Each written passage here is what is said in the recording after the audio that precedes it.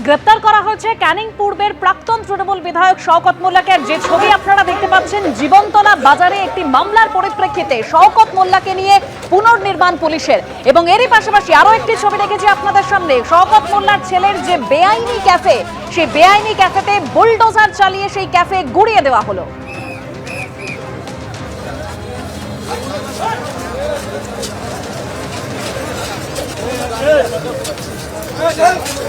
শওকত মোল্লাকে নিয়ে পুলিশের পুনর্নির্মাণ জীবনতলা বাজারে, যে ছবি আপনারা দেখতে পাচ্ছেন।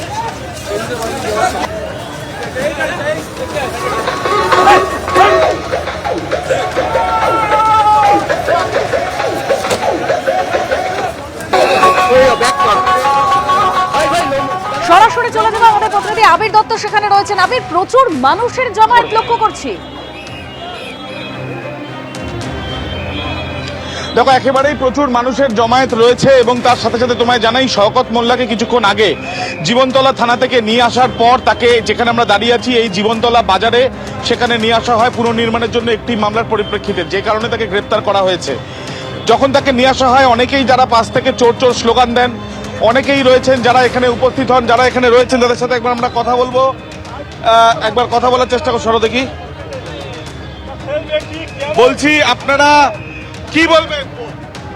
আজকের পুলিশ প্রশাসনের অ্যাক্টিভিটিস দেখে আমরা নিজেরা খুবই দুঃখিত, আমরা আপসেট।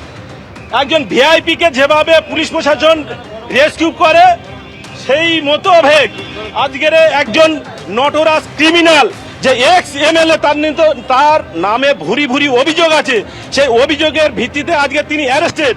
আজকের আইডেন্টিফাই করার জন্য জীবনতলা থানা তাকে নিয়ে এসছে। আজকের কেন পুলিশ প্রশাসন ভারতীয় জনতা পার্টি কার্যকর্তাদের ওপরে নির্বাণ যে লাঠি চালালো, এর জবাবদিহি প্রশাসনকে করতে হবে। সঙ্গে সঙ্গে জাহাঙ্গীর খানকে শওকত মোল্লাকে যে আজকে নিয়ে আসা হলো বাজারে, অনেক মানুষ উপস্থিত ছিল, আপনারা উপস্থিত ছিলেন, অনেকে চোর চোর স্লোগানও দিল, যদি বলেন কেন? চোরকে চোর স্লোগান তো দেবেই, ক্রিমিনালকে ক্রিমিনাল তো আখ্যা দেবে, কিন্তু আজকের কেন আজকের জাহাঙ্গীর খানকে যদি গোমরে দড়ি বেঁধে ঘোরানো হয়, তা এই ক্রিমিনাল শওকত মোল্লাকে কেন ঘোরানো না? আইন তো আজকে বুড়ো আমল দেখিয়েছে আইন, কিন্তু পুলিশ আইন মানবে না। শাসকের আইন তো, শাসকের আইন অবশ্যই মানবো। শাসকের প্রশাসনের আইনকে আমরা মান্যতা দিচ্ছি, কিন্তু প্রশাসন কেন আজকে নির্বিকারে? আইনের শাসন তো, আইনের শাসন চলবে। সেই ক্ষেত্রে আইন মেনে পুলিশ যেটা করছে সেটাতে দেখে আপনারা কি বলবেন? আইনকে স্যালুট জানাই, কিন্তু আজকে নির্বিকারে যেভাবে ভারতীয় জনতা পার্টি কার্যকর্তাদের উপর লাঠিচার্জ করছে, এর নিন্দা জানাই।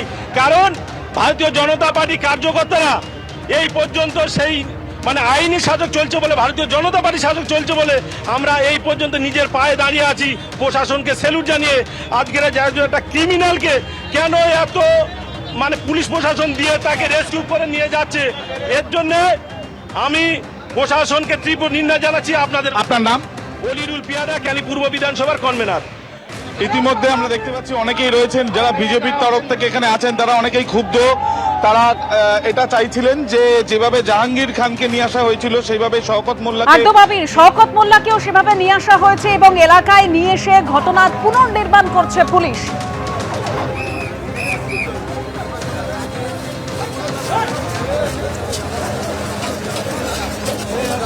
একদিকে শওকত মোল্লাকে নিয়ে ঘটনার পুনর্নির্মাণ করলো পুলিশ। আজ জীবনতলা বাজারে তাকে নিয়ে আসে পুলিশ, তাকে নিয়ে ঘোরানো হয়। তাকে উদ্দেশ্য করে যেসব জনতা জড়ো হয়েছিলেন, চোর চোর স্লোগান দিতে থাকেন তারা।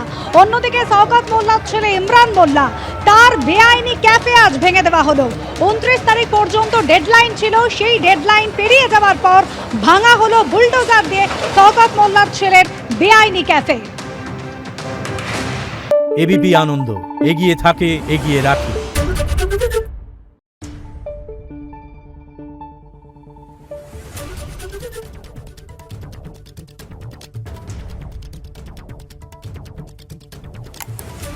Thank you.